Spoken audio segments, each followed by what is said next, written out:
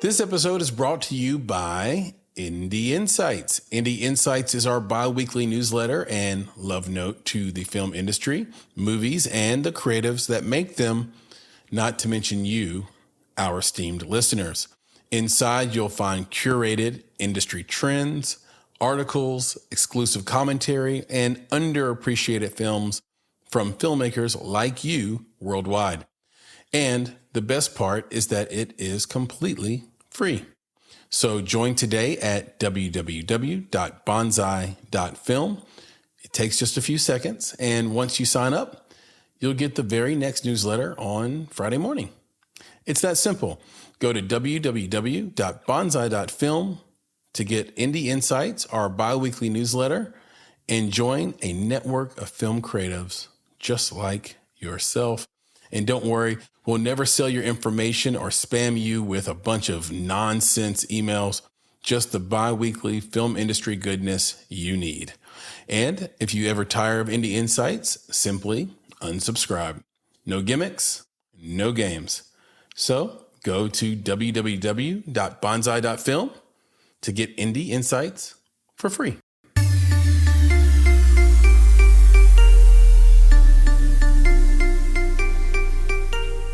You're listening to Make It, a podcast by Bonsai Creative that helps creatives in film get where they're going faster by sharing the advice, knowledge, and insights of professional creatives across the film industry. I'm your host, Chris Barkley.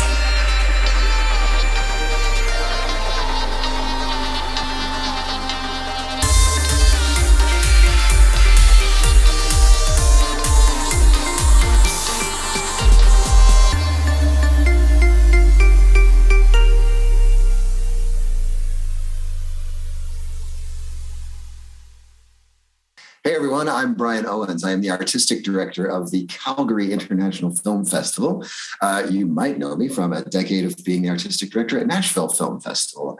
And presently I am working on the 22nd annual Calgary International Film Festival, which happens September 22nd to October 2nd of 2022. Brian Owens, welcome to the Make It podcast. Thank you very much. Thank you very much. I'm super excited to have this conversation. I want to read a very short bio for you. And of course, as I always say, this is the internet. So if you want to amend to this and make corrections, feel free. Brian Owens became artistic director of the Calgary International Film Festival in 2018. Prior to that, he served as the artistic director for the Nashville Film Festival for a decade. After 7 years as an online critic, he began his career in the film festival world when he founded the Indianapolis International Film Festival in 2004. He has served on festival juries across the world, including the Soleimani Film Festival in Iraq, Kurdistan, Cleveland International Film Festival, Oxford Film Festival, and more. The 2022 Calgary International Film Festival will be held September 22nd through October 2nd. And as I once heard on a Virginia Slims commercial when I was a child, you've come a long way, baby. That's for sure. How was that bio? That's pretty darn accurate. I would like to say I was hoping I could update the juries, but because I was actually invited to be on the jury at the Edinburgh Film Festival in June of 2020. Which of course that didn't happen. So right, yeah. Well, they just canceled it, or did they do it online? They just went to online, but they dropped their competitions. So there was no jury at that point at all. So yeah, I was curious about that actually, Brian. And by the way, we're going to hop around a little bit. It's kind of what we do here on the Make It podcast. But I was curious about that since you brought it up. You joined Calgary at such a unusual time. You didn't know it was going to be unusual. Sure. But I actually remember reading and watching some interviews of you preparing for the 2019 and 2020 festivals. And, you know, I'm watching it with eyes that know what happened next. How did you handle that? When 2019, I'm glad at least I got 2019 under my belt. So there was at least that one sort of normal year. And it was interesting going into 2020 because, of course, like the moment they canceled South by Southwest, like everyone in every film festival, everywhere, went into a panic.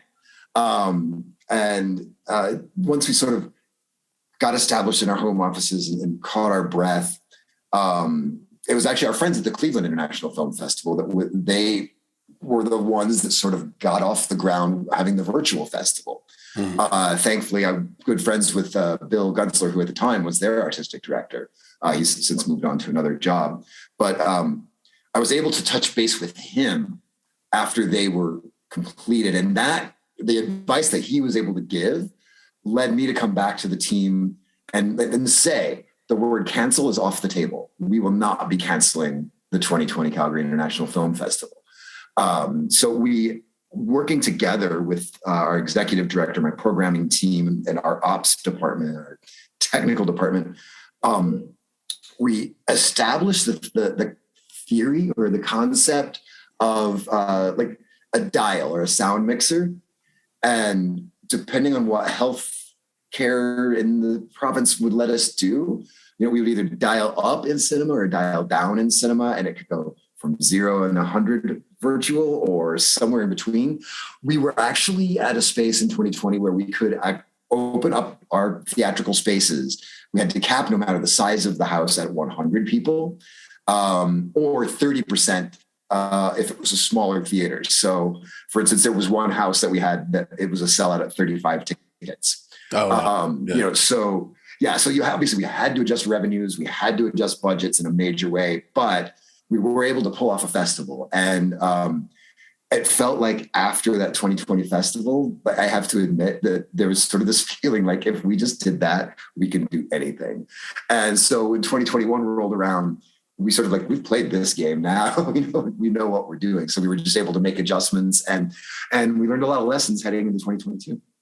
Yeah, it's remarkable. And even at 35 seats, that was better than what was happening stateside at festivals. So that, I'm sure that gave you some confidence as well, knowing that, there were, levels of flexibility in Canada that probably weren't going to be experienced for a variety of reasons, in the States. I'd love to take you back to hopefully a very warm place. I'm curious, what is the big pickle at the Royal Theatre, and why did it become so popular? Oh, okay. So the Royal Theatre in Danville, Indiana, you're talking. Yeah. So I remember the theater very fondly, but I was never a big pickle person, so I can't really answer the big pickle. But no, you're talking about the space where, I still joke with my mother about her judgment. But when my mother took me to see Jaws when I was 6 years old, so that was like the place where I cut my movie teeth. Yeah. And it's kind of cool in the sense that my cousin's daughter, when she was in high school, actually worked part-time at that theater. It's still plugging away to this day, which I love because, like I said, that was my cinematic playground as a child. So while I was not a partaker of the big pickle, so I can't miss that part. But yeah, the Royal Theater still means a lot to me. And they're still selling it, still their best seller, except it's $2 now, and maybe maybe it was 50 cents back, in the day.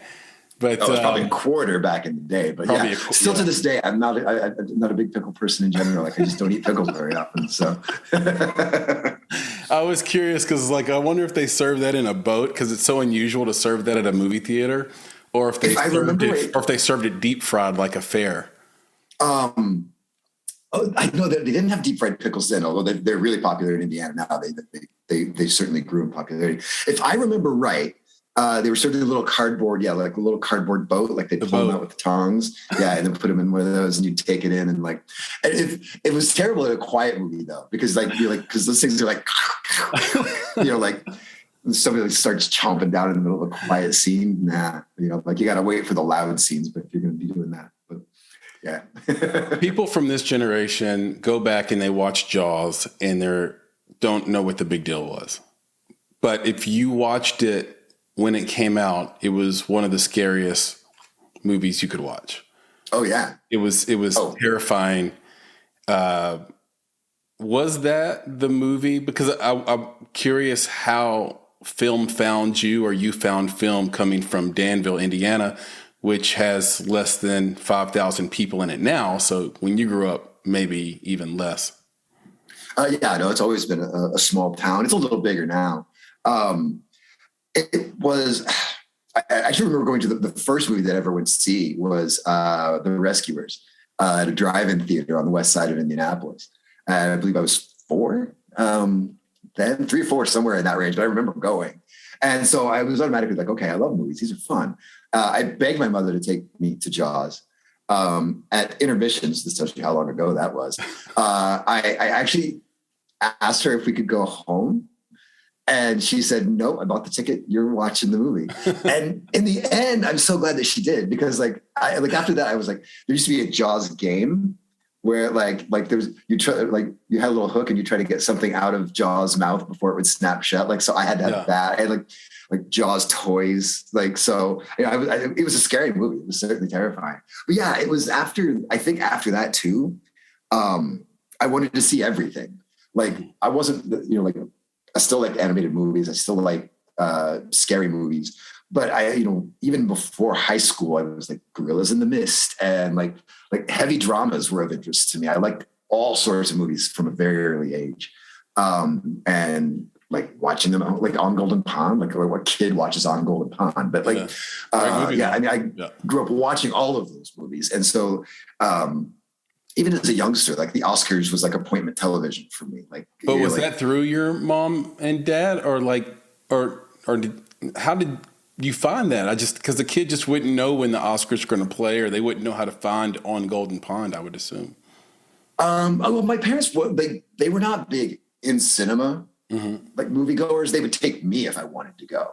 Yeah. But like we had like the VCR with the long wired, I think my dad paid like $1,300 for like VCR, and so like we would rent like movies left and right, and that's also I think part of it too is like they'd let me pick out. He was trying to get ROI. Movie. Yeah, exactly. But they would, but then my dad would like get his sort of grown-up movies, like Midnight. I watched Midnight Express way too early, but it was also cool in the sense that they let me have my own sense of judgment as to whether a movie was right, unless it was like too sexy. Then there was no. But with just like language, violence, not a big deal. And so, like I said, I was watching, I think, grown-up movies at a young age, and so I really grew to appreciate those.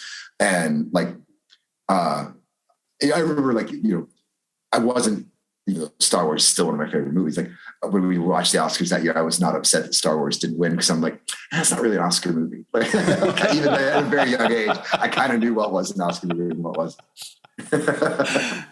That's actually pretty incredible. It's funny because we had that in our house, that sort of appointment viewing for Oscar night. My mom would print out these sheets, and we would all sort of check the box to see who we thought would win before it came on, and then compare our accuracy after the fact. And, it was a big deal. And the only thing outside of just bringing the family together and having fun through film, the thing I suppose I could point to is that somewhere that was a desire and dream of my mom's that was unfulfilled. Was to be in entertainment, to be a storyteller, to be someone who was able to tell stories. And this was her way of sharing that desire, that dream with everybody, without oppressing everyone with the disappointment in that, right? Right. Because you have to be very careful who you complain to in life. Yes. And what sort of what you bring, or what you put on their shoulders, on their conscience. And it can be abusive sometimes, because you're taking what's weighing you down and weighing someone else down with it. But you can find these creative ways to share that stuff. And I think that's kind of, what she was doing. So I can certainly relate to that. I hope that this comes off the right way, because I mean it in the best positive way. in the best possible way. But why did it take you to start the Indianapolis International Film Festival? Like, why didn't that already exist by 2004? Well, there was a film festival in Indianapolis, so I don't want to take too much credit.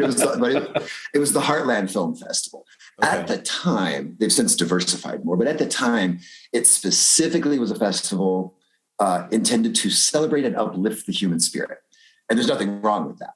But that meant movies that I liked, a lot of them would never be eligible to play in that festival. And so those 7 years that I was doing online movie criticism, in 2002, made just enough advertising revenue to help cover a trip to the Toronto International Film Festival. Yep. And initially the whole idea was just like, I'll just, because that's where all the Oscar movies come out. Like a lot of them get their first releases. I'm just going to do reviews, and that coverage will just draw more audience. But the first two movies I saw were the North American premiere of Pedro Almodóvar's Talk to Her. Mm-hmm. And then the next one was the world premiere of the English dub version and the North American premiere of Hayao Miyazaki's Spirited Away. Mm-hmm. And I just came away from that experience and said this is what Indianapolis truly needs. We intentionally scheduled on the opposite half of the year from Heartland. So we weren't trying to run in and step on their toes or take anything away from them, but we just wanted to have a home to bring movies in like Old Boy, that we're just not ever going to be able to fit in with Heartland's mission. And we found support. Thankfully, a friend of mine owned an art gallery, and his co-owner also ran a foundation. His name is Jeremy Ephraimson, the Ephraimson Foundation. So I wrote up a business plan, sat down with him at a coffee shop, and lo and behold, he liked the idea and wrote us that first check to help us establish the corporation. And by 2004, we had 65 submissions and we played 27 movies, but it was a film festival. And it was amazing in the sense that I had targeted two movies because I knew their release dates would work. And one was one that I saw at Toronto the previous fall that he was getting a spring release, called The Story of the Weeping Camel. Mm-hmm. It was a Mongolian documentary about camel herders. It would go on to get an Oscar nomination for Best Documentary. And this is where I'm going to brag about my negotiating skills, because I'm still not exactly 100% sure how I pulled it off. But I got, as the closing night film, Lars von Trier's Dogville. Sold out a 600-seat theater in our very first year. And it was after that the next year I could say well, last year, here was our highlight titles. And all of a sudden people were like, oh, then you've got to have this movie. And you got to have this movie. And,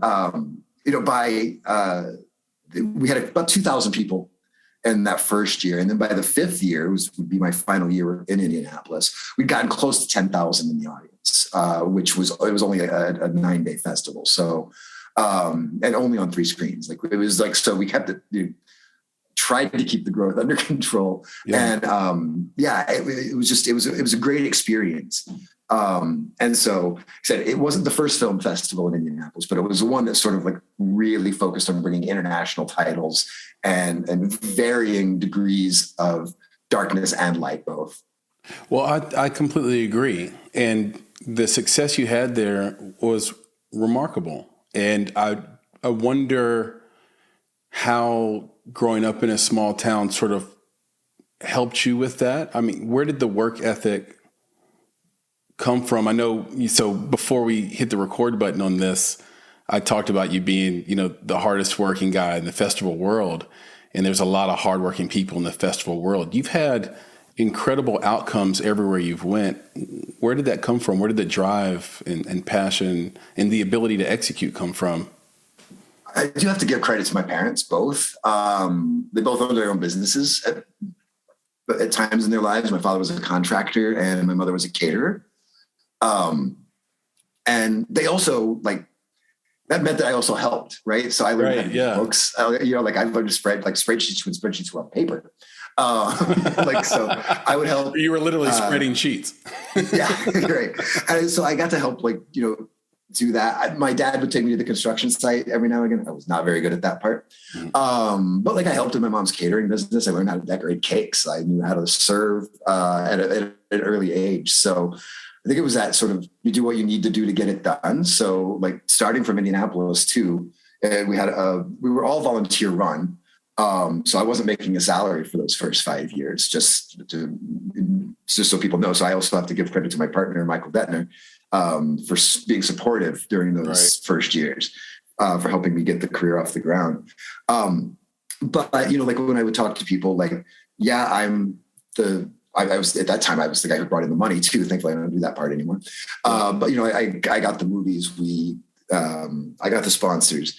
But I also wasn't afraid to hang up posters and go around town and flyer cars, right? Like it was like every aspect of the job, you know. And then as I moved to Nashville and to here, there's other people to do those parts of the work now, thankfully. But you know what?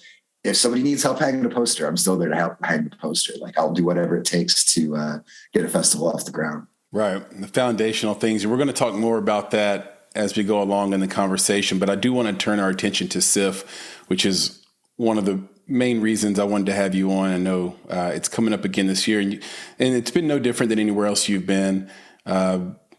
You've turned this into a hit. I think I read that you had 35,000 attendees, which is just an unbelievable amount of people to manage at a festival, and just a remarkable increase from where it was when you got there in 2018. So let's talk a little bit about the Calgary International Film Festival. What are the minimum sort of production skills you look for when you accept a film?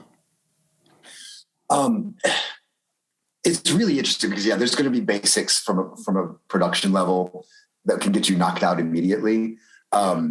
There's a joke, but there's truth in the joke that I have, and it's a test that is, or a theory that has been proven true every time I test it. Bad fonts in opening credits always equal bad film. So now it doesn't mean sometimes good opening credits can also lead to a bad film, but bad opening credits always lead to a bad film.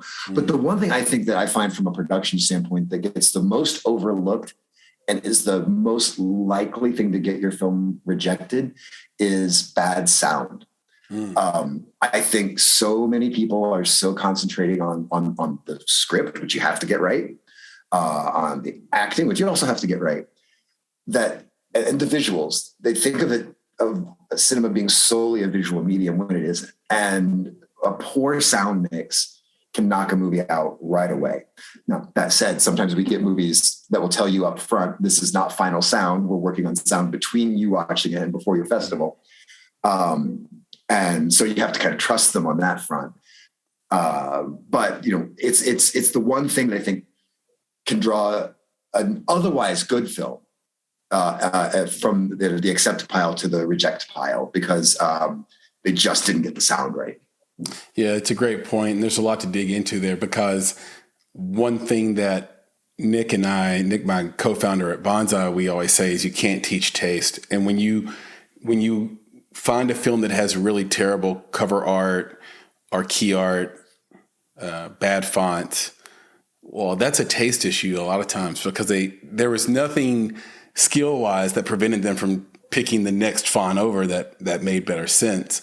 And so you just realize, oh, we're about to get into a film with a filmmaker who hasn't polished and figured out their voice yet. When you talk about sound, I'm reminded of the hierarchy of marketing, or sort of the hierarchy of marketing importance. So it starts with text, and sort of marketing influence, I should say, hierarchy of marketing influence. So it starts with text, and then an order of magnitude better is audio. And an order of magnitude better, again, is video. And what makes film so powerful is that it's all three. Yeah. You get text, audio, and video all playing an equal part in compelling you. And that's why film has, in my opinion, the power to change minds and change the world. You have a 3-film series, and it sort of lasts year round. can you explain the series? I think it's MOS Docs, Top Docs, and Global Perspectives. Yeah. So the Top Doc series was actually here before I got here. It's actually a 6-film selections over the course of 6 months. It's a highlight one of the best documentaries that's going to be released in the coming months. And it's the Calgary premiere. What we wanted to do after I got here is we wanted to expand on that. And so we added Global Perspectives, which is a 6-film series that brings global perspectives and world cinema to the festival. It's kind of also a way for us to highlight films that didn't time out, right, to play the festival proper. But it still allows us to put our stamp of approval on those films. And then most docs, or MOS docs, is actually music on screen documentaries. It's a play on, we have a music on screen series during the festival, always plays well. And we created that in partnership with the National Music Center, which is based here in Calgary. We actually utilize their theatrical space to screen the films. It has been the one that's been put on pause during the pandemic, but knock wood, after this festival, I have meetings with them to try to bring it back to life now that we don't have capacity issues, because the theatrical space there is not gigantic. And when you lower the capacity for social distancing, there just weren't enough tickets to sell to make it possible. But we do hope to bring it back to life, because prior to the pandemic, we sold every single available ticket to every single movie in that series, which was pretty incredible. Just proof of how popular music docs are here. Yeah. And I read that and was kind of surprised too. Like I get it in Nashville, why music is always sort of layered in with the festival down here. But I learned something new about Calgary. I didn't know it was that popular. You also have a special feature section, sort of I guess it's called the Alberta Spotlight. Can you talk about that a little bit? Yeah, that is where we celebrate our provincial filmmakers.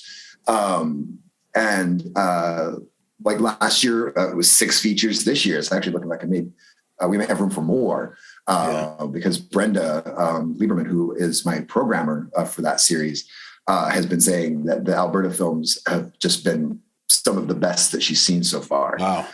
From across Canada. But yeah, it's really cool because people may know this, that like the film industry is booming here in Calgary and Alberta. We have HBO's filming The Last of Us here. Oh, wow. The Fraggle Rock, the reboot was made here. And the show Joe Pickett, the Western, it doesn't even air in Canada. It only airs in the States, but it's filmed here. Right. So there's a lot of stuff happening. In fact, actually, we have more productions than we have crews, and they're actually having to like bring crew members in from BC, from Manitoba, to help work on all of these shows. But what's happened too, as that boom has occurred, is our local talent has also been able to like really raise the creativity. And so the Alberta Spotlight is our opportunity to highlight those feature narratives, feature documentaries, and short films that are made right here in the province. Yeah, I couldn't agree more. We've had several people on from Canada and the provinces on our podcast, and they're all remarkable talents. You talk about the local talent right as you left NAF, the Nashville Film Festival. You had done so well that it started to grow and grow and grow. And I know, just being on the ground as someone who makes films in the state of Tennessee and has, EP'd and produced those films, that there was a sense that NAF was trying to grow and it wasn't great for local filmmakers, or that it was tough to walk that line. Maybe that's the situation now, right as you left. So, what advice would you have to executive directors and artistic directors to balance the desire, the need, the goal to grow the festival without abandoning the local filmmaking scene? Well, I think what we do here and what we tried to do in Nashville, and I'll get to that in a second, is we actually created a lot. In other words, there's always going to be an expected amount of space for locally made films, and also be prepared for that allotment to grow as the talent and creativity grows. Mm-hmm. But one thing you also have to make sure that you get out into the world and do so in a respectful and proper way is there's never going to be enough space for every film made to get in. Yeah. Sometimes it means taking, I don't want to say taking turns, but you know what I'm saying? That like, I know, for instance, I had a filmmaker in Nashville who will remain nameless, who was furious one year when they didn't get in.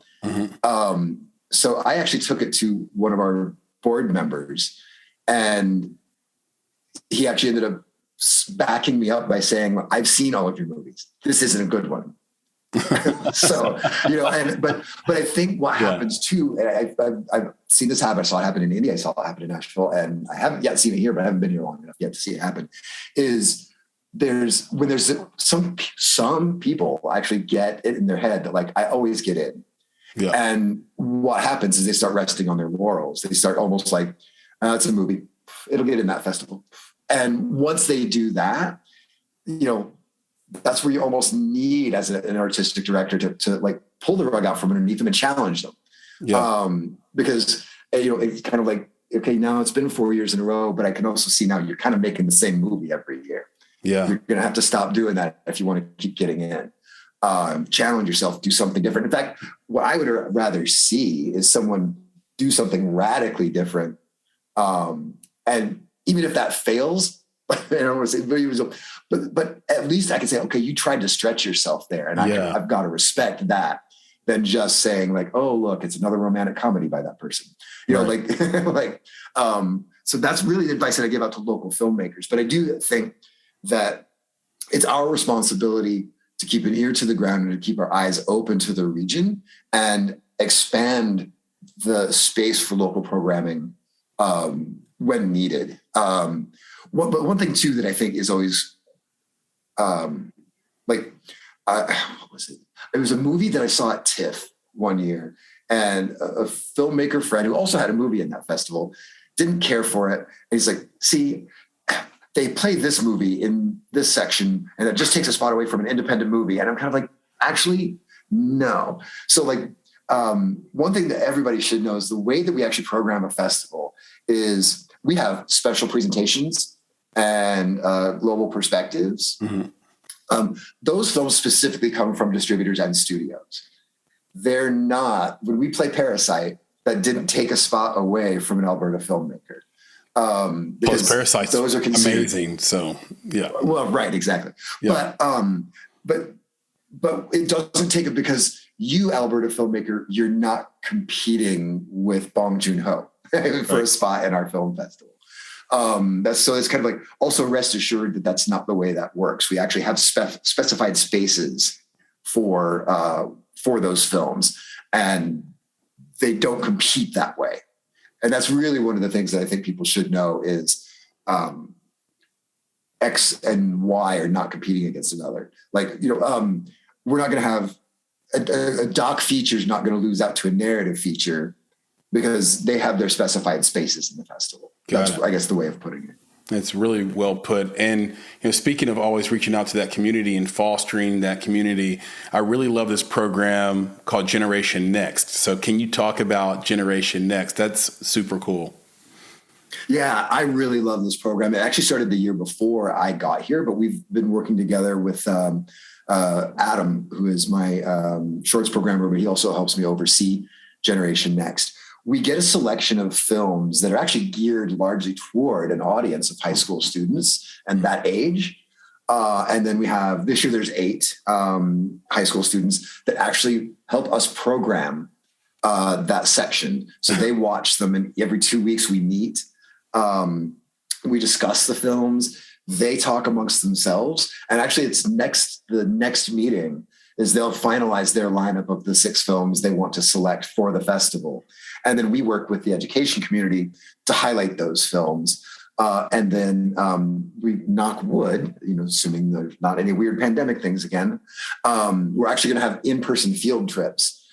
So high schools can then bring classes in to view those films. Wow. And we've got a teacher on staff who also creates an education packet that the teacher can take after they've seen the film. And then the class can actually discuss the merits and meaning of the work. And it's sort of a combination of documentaries about science, social issues. They love French language narratives for French classes, and films that speak to the lives of the First Nations people from the region, because it's always part of the lessons here in schools. So it will vary, because there's also usually just a couple narratives about the stresses of high school life and teenage life. Those don't necessarily get the same amount of field trips, but we also want to respect that that's what the young people want to program. It's really exciting. It's just, I love those meetings with the young people, because they're so vibrant and they're so energetic and they're so passionate about movies. We have to kind of keep them guided, because it'll remind them, like, oh yeah, did you hear so-and-so's making another movie? Yeah. And they'll get off on their excitement. But yeah, it's a really cool program. And I just think the experiences that they're getting is sort of helping lay the foundation for the next generation of programmers. That's kind of my hope for it.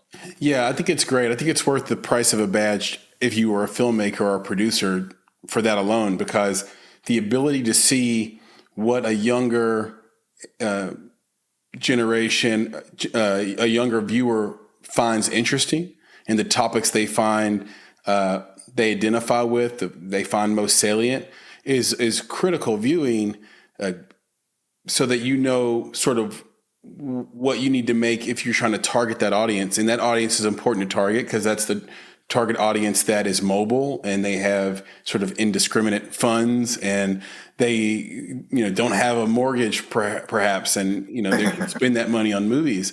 And so to me, if I were a filmmaker or a producer, I would want to have a badge just to see those films so I could better understand it. People have asked me in the past casually investment advice, and one of the simplest things I can say to them is watch what young people do with their lives. Just watch them in a non-creepy way, of course. But if you're at an airport and you see a 15-year-old doing something, look over their shoulder. What app are they using? What device? What are they watching and why? And then you know where the zeitgeist is moving. And in a way, Generation Next does precisely that. So kudos for growing that and keeping it growing and going. Curious about this. How does grant funding differ in Canada versus the U.S.? First, I just want to say it's not my specialty, but I do actually help with the grants. The biggest difference, far and away, is there's so much more government support here, not just for the film festival world, but for filmmakers themselves. Especially on the documentary side, a good number of the documentaries I end up programming do have backing from the National Film Board and also Telefilm Canada. It's a stronger belief here that cinema is an art form to be preserved, to be celebrated, and to be equalized. In other words, David Cronenberg doesn't need government support to make his film, but the woman from the Kainai First Nation who has her idea, she may need that type of support to get off the ground, and she gets that support here, and that's one of the things that I love about having moved up here, is just seeing that level of support. And when the pandemic did hit, of course, everyone was afraid. And I know that even in the States, government was was helping. But the amount of support that we were able to get, it basically helped make up for that lost revenue from ticket sales. Oh, wow. It kept the organization afloat. And it was smart in the sense that I think it's an understanding that we throw a film festival and we get ticket revenue, but there's an understanding that events like ours, some people do, but most people don't just come and see a movie and then turn around and go back home. They stop off for a coffee. on the way into the movie. And then they meet up with a friend after, and they go out for dinner and drinks after that movie.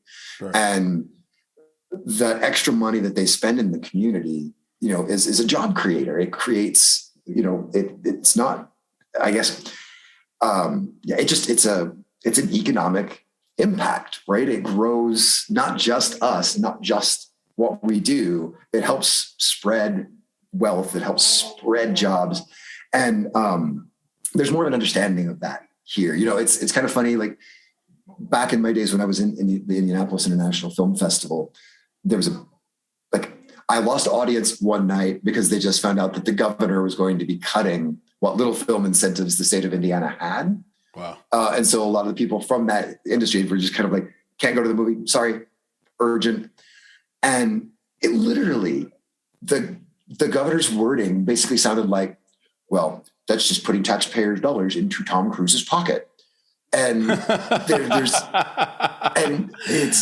that's kind of what there is a belief amongst some, and they can cross party lines actually. So I'm not going to make it a political thing.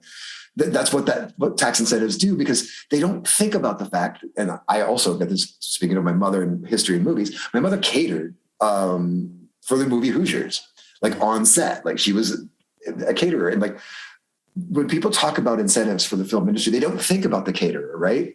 They don't think about the hairdresser. They don't think about the makeup artist. All those people live in your community. And when a production comes to your community, that brings work. And similarly, when we bring a film-based event here, it spreads throughout the community as well. And that's, I think, one of the things that I love about being here now is that's more understood here. That it's when you have this sort of activity, everybody gets to participate, and it benefits more than just the film festival, more than just that film production. It's a wonderful point. And I love that films now at the end of their credits, and maybe they should put it maybe earlier in the credits, ending credits, but I love that films now more often are saying this film created 6,000 jobs. This film created X amount of jobs. That's real economic impact. And by the way, Tom Cruise might be the last real superstar, movie star, as the way I grew up understanding what a movie star was. A movie star was someone who didn't show up in a sitcom on TV. First of all, the first thing, so there's a principle, a line of demarcation. Doesn't matter what the check is for your TV series. I'm a movie star. There was like a pride you had in it. And if anybody's going to get our tax dollars, it probably should be Tom Cruise, because he never misses. And he brings a lot of joy that's immeasurable to so many people worldwide. Like the movies are, just par excellence in every way for an action film, without leaning too heavily on comic book IP or CGI. I mean, he's putting it all on the line, and look, everybody will line up around the corner to watch him run full speed. Right. Just watch Tom Cruise run as fast as he can run. It is funny though that you began the conversation talking about my hometown of Danville and my high school years, but it struck me. I saw a meme the other day that cracked me up, that like Top Gun is the number one movie in theaters, and Kate Bush is the number one song. I'm like, my God, it's like I'm in high school again. We've gone back in time, and the gap between the two is unbelievable. So we know that the opening day for Top Gun was like 156 million, and then the next one down was Doctor Strange at like 20 million. That is that is probably a record for money or revenue between number one and number two movie in the box office. And even this week, I think it was 86 million for Top Gun and 9 million for Doctor Strange, who's number two. That's a massive gap between number one and number two. It's a blowout. And so there's just something about that movie and that cast and that soundtrack and all those things that really resonated with so many people. And I'm kind of glad it was a home run, because I love the theater experience. And I've been on record saying this many times, which is I still find the theater to be one of the few places a filmmaker can get fair market value for their work. When you compare the split at the door between the box office and the filmmaker versus the 6 or 9 cents you get. I think it's 6 cents you get for every 90 minutes watched on Amazon, which I've always said is class action lawsuit worthy, assuming their studio didn't buy it straight out. Right. So, anyway, moving forward, you've always said, or I think you've been quoted as saying that you guys at CIFF have radical inclusivity. I've heard of inclusivity, radical inclusivity. What is that? It's something that we honestly say to remind ourselves that you have to take that extra step. Mm-hmm. It's one thing from a programming perspective to have a diverse program. In fact, it's not the hardest thing in the world to do. Like, we just make sure as we start approving films, like, are we covering every continent? Are we making sure that we're meeting gender equity goals? Are we making sure that people of color are properly represented? Yeah. That part but for me, that's the easy part. Now, how do we go further to make sure that all the members of our community, all the people that make up Calgary, feel that this festival belongs to them? Yeah. I'm not going to say that we're perfect at it. I'll never say that we're perfect at it by any means, but I think it's just, we always have to remind ourselves that you've got to take that extra step to make sure that all the people say, that's my festival. Mm-hmm. And we really strongly want to reach that. And I think, so when I say radical inclusivity, I think it's really a goal more than it is an achievement. Yeah. Because it's a way of reminding yourself, like, there's always more to do. There's always another step to take. Yeah. What are the 2 best pieces of advice you've received in your career so far, and who did they come from? One actually was my former executive director, Sally Main, in Nashville. And it's always to remember that don't take the professional personally. And that came from like an incident that I don't want to delve into, but it was a good reminder that, like, if there's a professional argument, right, don't let that become a personal argument. Yeah. So, like, walk out of the office, let it go. And I was kind of like, that's really good. And I've really tried to maintain that at all times. And the other one, and I know her, I remember her last name was Owens. That's the easy part. I do not remember her first name because I never got to meet her in person. It was a relationship that I always had over email or phone. Yeah. And it was basically learn how and when to pick the fight. Mm-hmm. And there was a movie that we were days away from printing the program in Indianapolis. And I mean days away. And it was going to be my opening night film, and the studio pulled it on me. Oh, wow. And basically it was through the representative between me and the studio. And she's the one that was just like, you got to let it go. Like, you're not going to win. So don't pick that fight. Yeah. She was like, if you want movies from that studio in the future, you just got to take a deep breath. She's like, I'll do my best to help you get another opening night film. We'll work together on that, but you're not going to win a fight with the studio, man. Right. I'm like, you're right. And so, yeah, that's kind of been one of those things too, is I just sort of like learned to strive for things. And while that still really upset me when my blood boils a little bit to this day when somebody cancels a film 3 days before I'm supposed to go to print. Hasn't happened like that since, just so you know. But yeah, but it also means like it's David doesn't always slay Goliath. Sometimes David survives by knowing not to start the fight in the first place, right? So, right. Yeah, and so it was a good piece of advice because it also meant that, like, you knew how to target your emotions properly, and also then take that energy or that anger that comes with something upsetting and focus it, release it, and then use that energy to do something else and fix the situation. So it basically led me to being very much now a solutions-based person. Yeah. Instead of focusing on the blame. Situations occur, mistakes are made. Don't panic about it. First, get the solution, then go back and figure out how not to make the mistake again. or, how to prevent that from happening. Just an example, we had one film that we were able to screen it later. We rescheduled it, but there was a glitch in a file that resulted in one show. We had to cancel that show. But again, we were able to reschedule it for later in the festival. But we just, instead of like, okay, we got it rescheduled, that's fixed. So we spent the time after the festival now creating a zero cancellation policy. That it is our goal that we will not have any shows canceled ever again. Now, what are the steps that we need to take? What's the technology we need? Do we need to adjust the schedule? Do we need, so, you know what I'm saying? Like, that's the way it wasn't about who didn't check that file. It was about, like, it happened. We've got the second screening back on now that festival's over. How do we make sure that never happens again? And so it was really those kind of like those two pieces of advice that sort of led me to be like, yeah, it's okay to get angry, but when things happen, but let that part go, get your solution, and then make sure those situations don't happen in the future.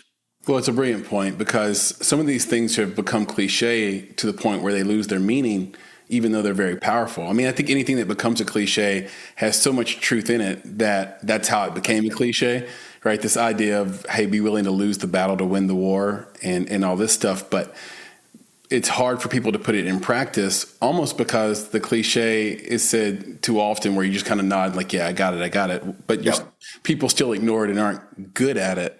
And it comes down to, understanding which hill you want to die on. Like, do you want to die on this little hill where there's a bigger hill that's way more important? Keep your eye on the prize. What's your focus? And I think for you, Brian, it's like, look, my focus is to run a great festival. I can't die on this hill. I can't afford it. Too many people are counting on me. What people might know about you, but there's a chance they don't, is that you're a screenwriter and you studied film at Indiana University, and you have a huge creative side that should not go unspoken in this conversation. So with that being said, what are who are the creatives you most admire and want to emulate, and what do they do from a technical or skill standpoint that sets them apart? It's really interesting that you would say that. Because I did write a few screenplays, never got produced. So I'm not going to say that it wasn't my profession to be a screenwriter, but I did write screenplays. I actually do have one that probably after this festival is over. It's for a short that I think I'm going to try to produce and pursue. Oh, awesome. There's a couple of individuals that I've got to reach out to. I want them to make it like the way I envision it. Mm-hmm. Don't want to say their names now because I haven't reached out to them yet. So, got it.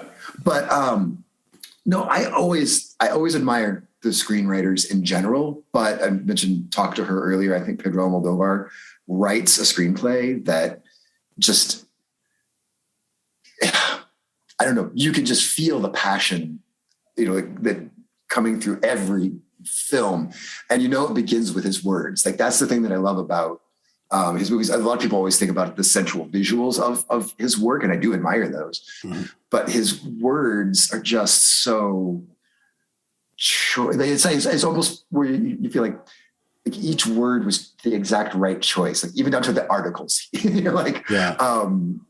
just something beautiful about the way he writes. I love it. Can't say that I was ever that good by any means. Obviously, they would have been produced if they were that good.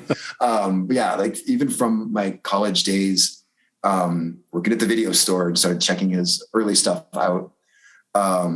He's been easily one of my favorite writers from that perspective. From a visual perspective, I've always been a Scorsese fan. I love the way that his movies are paced. I love the way they look.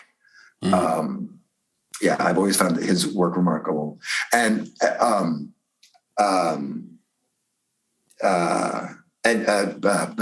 am I spacing on his name? George Miller, right? Mad Max Fury Road. Yeah. Babe Pig in the City. I love a guy that can be that all over the place with the movies he makes. It's kind of funny, like people think like, oh, you're a film festival guy. All you like is like artsy fartsy movies. And it was one of those. I recently got surveyed like what was the best film of the past decade for like.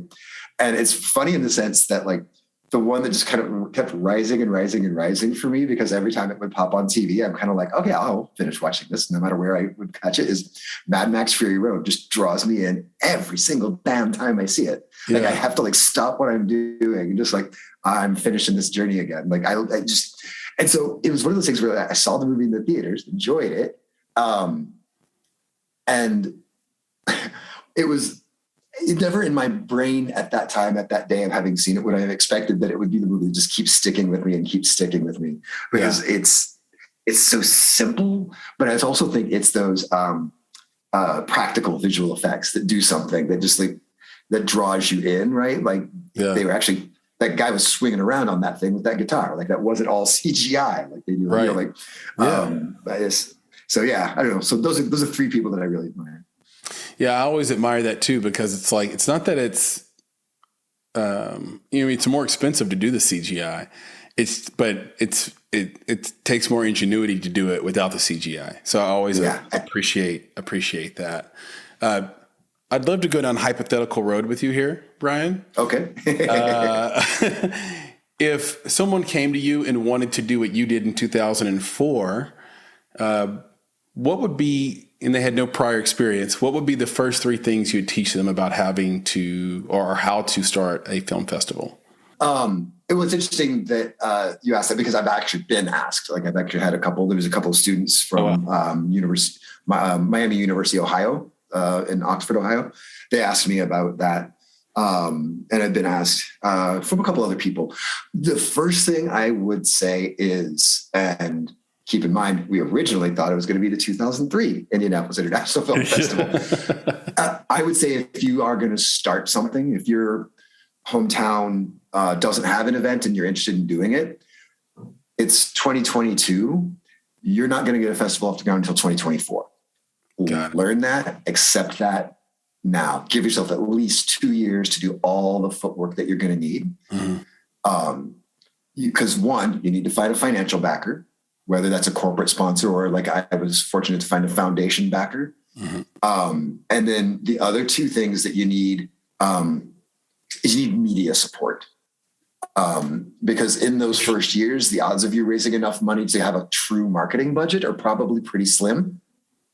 So I actually had back in Indianapolis, I got buy-in from the Star, from Bonnie Britton. She was the lead critic at the time, and she pledged coverage. Nouveau, which is the alternative news weekly, signed on as a newspaper sponsor and actually would support the printing of our program. And we had an independent radio station, 92.3 WTTS out of Bloomington, Indiana, but also played in Indianapolis, signed on as a radio sponsor. So I had advertising in place and coverage in place a whole year before the event actually happened. Wow. And it was that also helped bring in some of those extra sponsorship funds, because they knew that like, okay, my logo is going to at least show up in these places. I know that's going to happen. So if you take the time to allow yourself to take those steps, you'll find that in 2 years, I think you can lay the foundations to actually get your event off the ground. But yeah, the biggest piece is give yourself at least 2 years and accept that it's going to take that long. A lot of people think it's just throwing movies on a screen, and it's so much more than that. Yeah. So I don't know if we got to three, but we got to two very important ones, which are give yourself 2 year runway minimum and get media support right away. Yeah. And don't expect a paycheck. Yeah, you've spoken about that before, about the need to sort of work for free or salary free in the beginning to get to where you want initially. And it's a big debate even amongst filmmakers, which is this idea of, should I get paid what I'm worth if I'm going to be crew or edit or whatever, and I have no experience, or should I just try to hop onto someone's short film and say, hey, I think my advice, Brian, has been go to a 48 or go to a 54, look at the films that were almost there but not quite there, especially in your field of expertise. So if you're an editor, look for the film that could have been great had they had a better editor. And then just go and introduce yourself to that filmmaker and work that next film for free. But some people hate that idea. Well, I think the other thing too, though, is people that want to pursue sort of an all-around career in film. Yeah. So if you have an area of expertise, but you want to do more, I do think that's where, like, if you're an editor, but you want to be a director, get paid to edit because that's what you do. Yeah. But if you want to be a director, you probably want to accept the fact that, like, if you want to sign on and you haven't directed yet, you're not going to get paid for that yet. Yeah. And the other advice that I do give a lot of filmmakers is learn how to edit. It actually is something that it doesn't make you an expert right away, but you can eventually. You can self-teach. Edit. You know, like a lot of software now is. I think a lot of people can be self-taught editors, but the better you get at that, editing work is just out there everywhere. You know what I'm saying? Like it's one of those fields. TV needs editing, web series need editing, movies need editing. Like, you know, podcasts need editing. One thing. Yeah, podcasts need editing. But yeah, I mean, you can if you can learn that skill, that's how you can sort of pay the bills while you try to pursue other creative pursuits. And so that's kind of what I always think. Like I always tell people now, and this is one of my favorite things, because when I was first doing this wasn't true.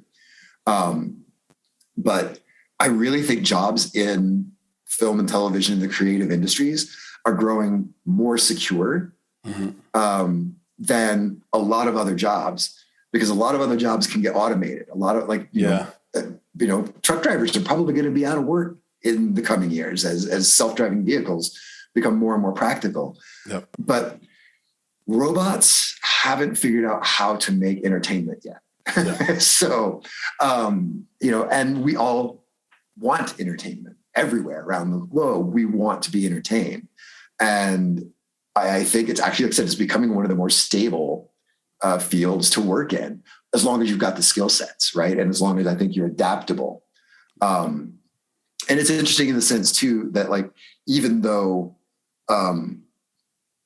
there would sort of be a suggestion, I see that little articles pop up like this, like, what is the purpose of film festivals anymore?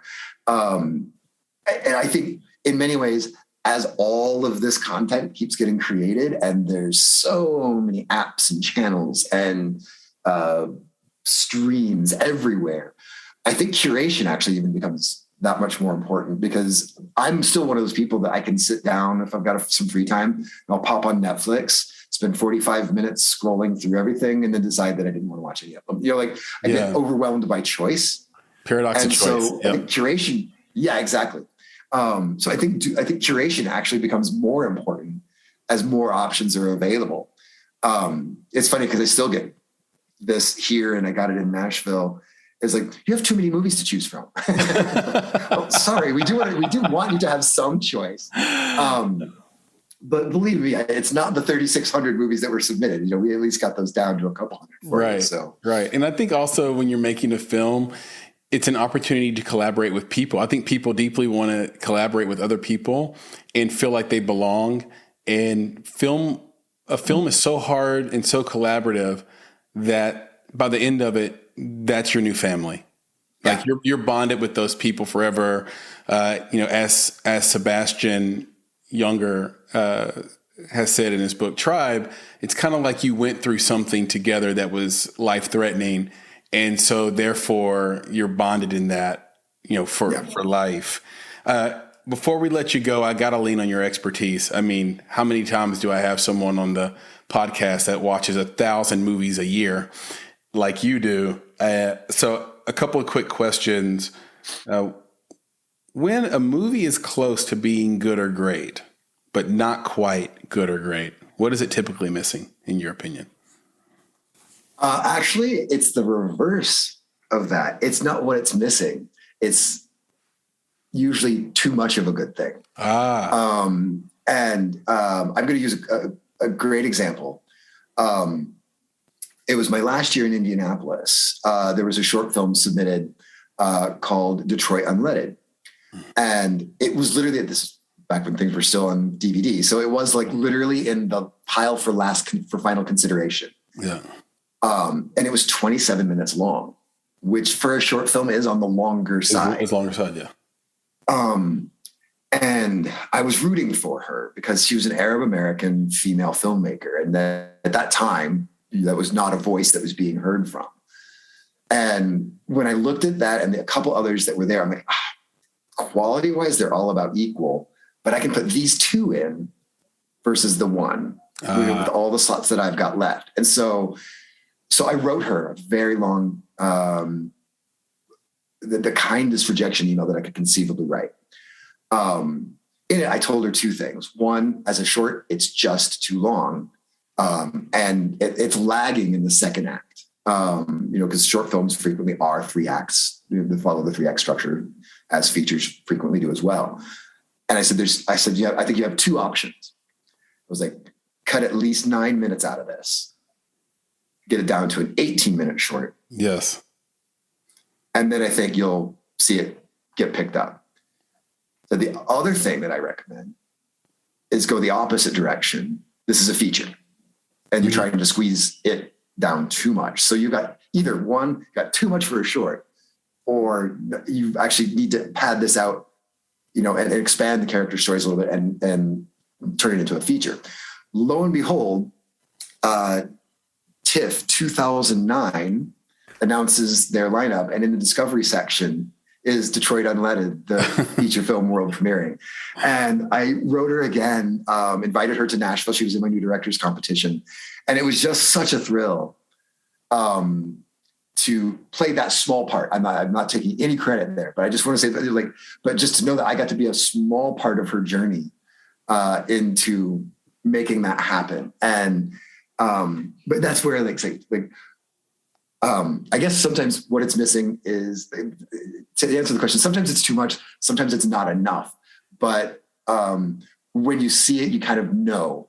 And if it's special enough, I do try to take that moment to reach out and say my piece to where I think this is what you can do to get it to where it's almost there.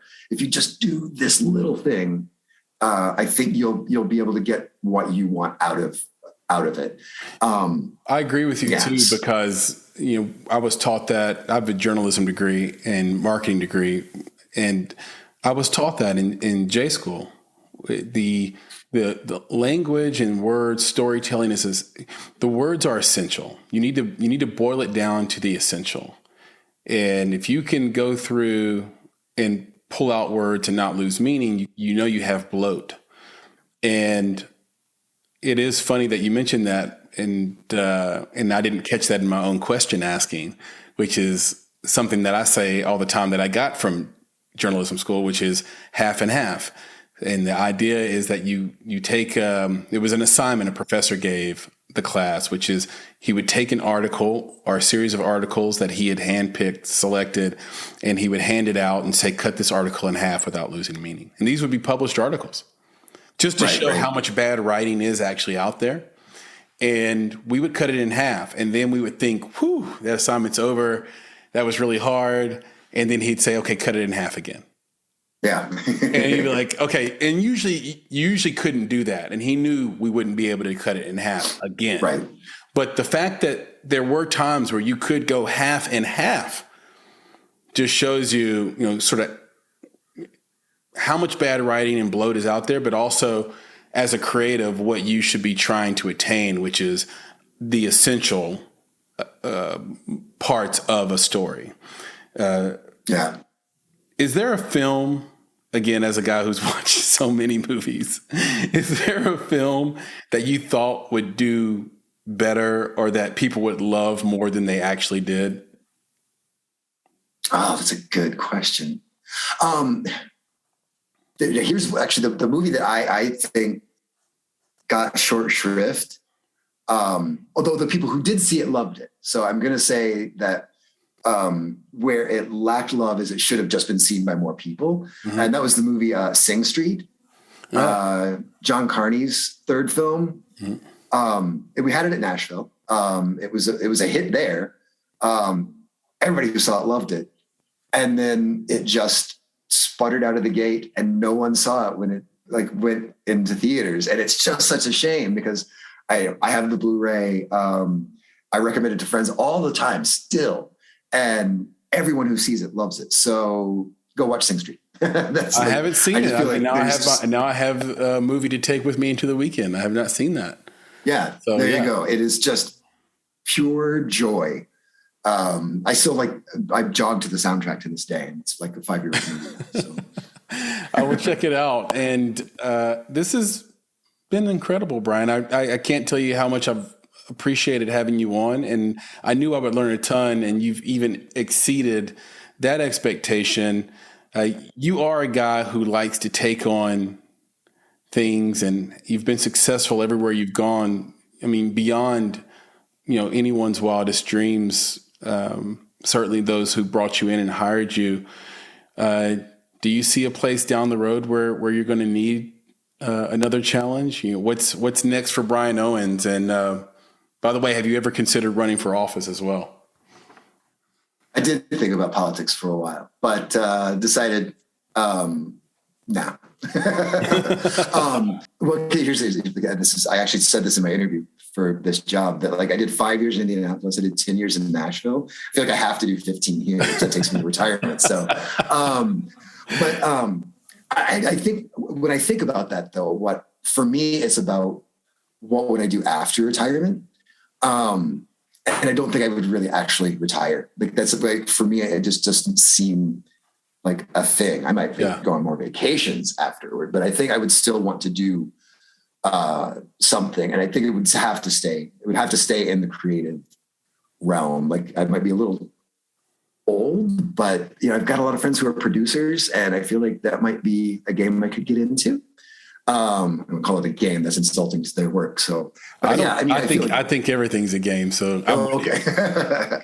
Just some games are more serious and fun than others. That's all. Yeah, true. Yeah. But I that's where I think after this part of my career is over, I do want to stay involved in some way, shape, or form. And I think that's probably the realm I would go into selectively. I don't think I would be trying to do 6 movies a year or anything crazy like that. But supporting a movie every couple of years and doing some of the legwork. And I have, it's one of the things too, where I've fortunately built connections, over the now 19 years that I've been doing this, or 18 years. And so, I think I can help with some of those connections that I've developed, to find someone who is ready to burst out onto the scene, and maybe my expertise can help them find everything they need to get their works across the finish line. Yeah. I mean, you're one of the handful of guys around the world that I think could get a movie made in a heartbeat, as long as they had a greenlit script, a script that was a 9 or a 10. And those are really difficult to find, by the way, folks, for those listening. Oh, yeah. It's one of the things I lament about my job the most, especially on sort of the investment producing side, which is that sort of I'm in the business of changing people's lives and helping them make their films. But what that really means is I'm in the business of saying no. And it takes a lot out of you to say no 99 out of 100 times. It takes a lot out of you. It depresses you that you are saying no to people so often. And it's difficult. So but who but you, Brian, would be able to get a 9 or a 10 script that either you wrote yourself or that you were able to bring on. So I'm looking forward to sort of this next adventure of yours in the world of filmmaking, regardless of what role you play. I know you have the connections. You're going to do great. Can you tell everybody where they can find you on social media, on the internet, how they can buy badges and tickets for Calgary International? Yeah, so our website is ciffcalgary.ca, CIFF Calgary.ca. Early bird bundles are on sale now, actually. So if you plan on coming to join us, you can get them cheaper right now. And yes, CIFF Calgary is our handle pretty much across Instagram, TikTok. As my social media managers, I can see her through the office window, and also on Facebook. So yeah, Calgary International Film Festival, or CIFF Calgary, is there everywhere. I'm terrible at social media personally, but people can find me through the website and get in touch with me that way. Perfect. Is there any email address or handle if they want to reach out to you directly? Yeah, it's brian.owens@siffcalgary.ca, and I certainly welcome any emails asking for advice, not money, but advice. Well, there's an old saying in business: if you want money, if you want advice, ask for money. Yeah. And if you want money, ask for advice. So there you go. Always start at the most humble place. Brian, I think we'll end on this. Can you tell everybody the Al and Tipper Gore story? Oh, yeah. Okay. That is a great story, Chris. So this was actually my first year at Nashville Film Festival. And Al Gore sponsored an award. It was for environmental filmmaking. And there was a delay that first year. So we had to keep the filmmaker around. And so this is the day after teardown. So I've done the first 10-day festival. I'm exhausted. I have to get up the next morning and actually put a suit on and go meet former Vice President Al Gore and our filmmaker to present the award. And that all goes well. It was really exciting. It was a pleasure to meet him. He was very kind. But my favorite part of where the story goes is after Al and Tipper had their separation, there was this fascinating opportunity with Nashville Film Festival. And we were contacted about lending support for a red carpet screening of Inglourious Bastards. We were invited, asked by Al Gore to do this. And I thought it was the strangest thing, but the tie there is Lawrence Bender was the producer of Inconvenient Truth and Inglourious Bastards. So that's where the tie-in came. But the best part of the story is there's a party at the greenhouse after the premiere's over. And I'm waiting there with my partner, Michael, and Al Gore comes through. And I introduced Michael. And I'm doing my impression of Michael's impression of Al Gore, just so everybody knows. And he says to Michael, he's like, Michael, it's so great to meet you. I love the work your husband does. So that was Michael's impression of Al Gore, not me, not mine. Mine would be better. But anyway, it was a real pleasure. He was a fun person to work with. But the part of the story that I love the most is the film. It was called Garbage Dreams.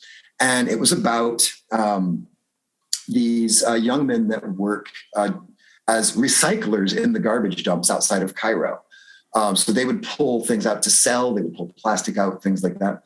And there's also a school for those young men and you're kind of born into this profession. And that's what the documentary was about.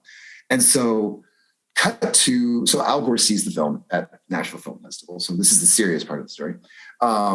He actually then passes the film over to Bill and Melinda Gates. And to the surprise of Mai Iskander, the filmmaker, when it has its Cairo premiere in Cairo, so these young men are getting to see the film for the first time in front of a local audience, and Mai's over there for the premiere.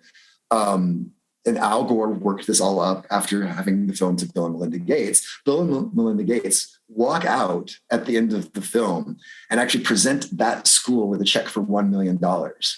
Wow. So that they can actually build proper facilities and help these young men get full educations.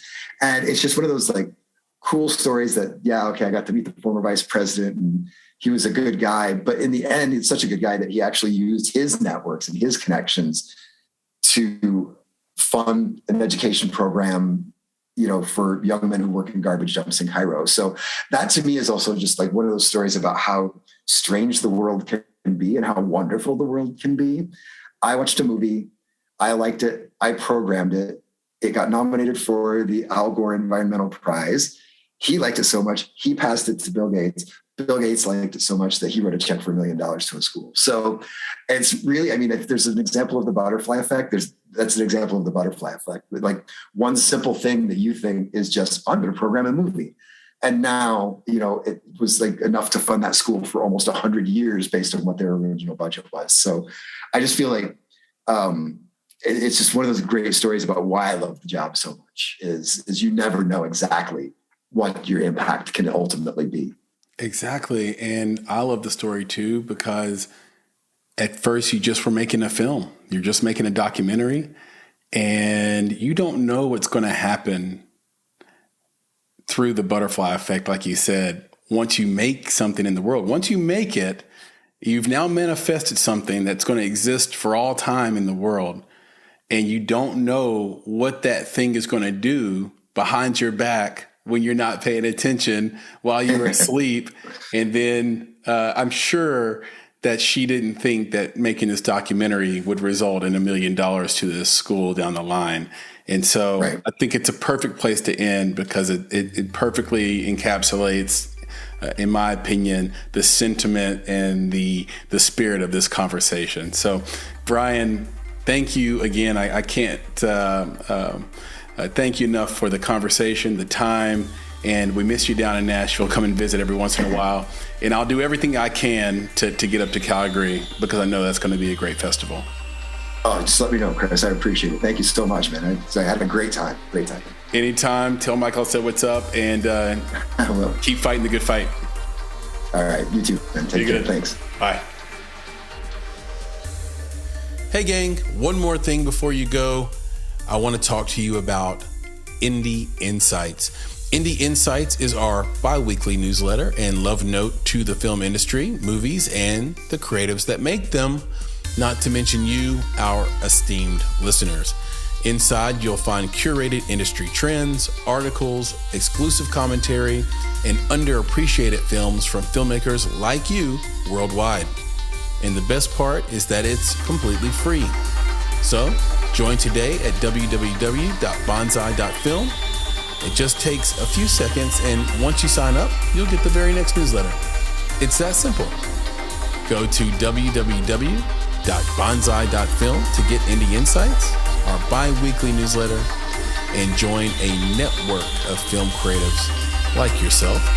And don't worry, we'll never sell your information or spam you with a bunch of nonsense emails, just the bi-weekly film industry goodness you need. And if you ever tire of Indie Insights, we hope not, but if you do, simply unsubscribe. No gimmicks, no games. So, one more time, go to www.bonsai.film to get Indie Insights for free. And thank you for listening.